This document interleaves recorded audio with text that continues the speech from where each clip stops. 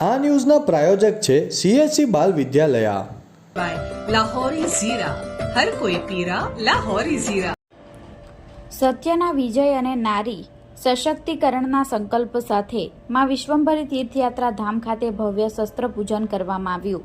વિજયાદશમીના પાવન અવસર પર વલસાડ જિલ્લાના રાબડા ગામે આવેલા માં વિશ્વંભરી તીર્થયાત્રા ધામ ખાતે ભવ્યાતિ ભવ્ય શસ્ત્ર પૂજનનું આયોજન કરવામાં આવ્યું હતું. ધામના સંસ્થાપક મહાપાત્રના દિવ્ય માર્ગદર્શન હેઠળ યોજાયેલા કાર્યક્રમનો મુખ્ય ઉદ્દેશ્ય એ છે કે અસત્યનો નાશ થાય અને વિશ્વમાં સત્ય ધર્મ કર્મની પુનઃ સ્થાપના થાય. સમગ્ર ભારત વર્ષમાં પધારેલા હજારો ભક્તોએ આ ભવ્ય શસ્ત્ર પૂજન કાર્યક્રમમાં ઉત્સાહભેર ભાગ લીધો હતો.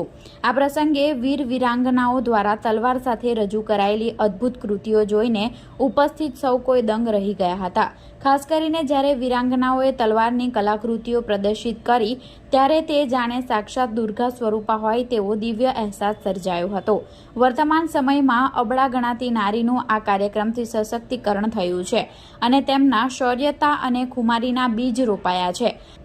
સમગ્ર વિશ્વમાં સત્યની સઘનિષ્ઠા ઊભી થાય અને નારી શક્તિ જાગૃત થાય તે માટે આ ધામ અથાગ પુરુષાર્થ કરી રહ્યું છે. વર્તમાન સમયમાં અરાજકતા, ભ્રષ્ટાચાર, પાપાચાર અને અનૈતિકતાનું સામ્રાજ્ય ચારે બાજુએ વ્યાપેલું છે. અધર્મ, મફતનું ખાવાની વૃત્તિ, કર્મહીનતા અને લંપટ વૃત્તિનું પ્રમાણ ખૂબ જ વધી રહ્યું છે. આવા અંધકાર અને અસત્ય પર વિજય પ્રાપ્ત કરવા માટે શાસ્ત્ર અને શસ્ત્ર બંનેની આવશ્યકતા અનિવાર્ય છે. સમગ્ર વિશ્વનું કલ્યાણ થાય તે માટે આ ધામ એક સરળ અને સચોટ ઉપાય માટે એક દિવ્ય સંદેશ આપી રહ્યું છે કે અંધશ્રદ્ધા છોડી ઘર તરફ પાછા વળો અને ઘરને એક મંદિર બનાવો. આ દિવ્ય સંદેશ અનુસાર વ્યક્તિએ અંધશ્રદ્ધા અને વ્યક્તિ પૂજા છોડીને પોતાના ઘરને પવિત્ર ઘર મંદિર બનાવી શક્તિ પૂજા કરવાની છે.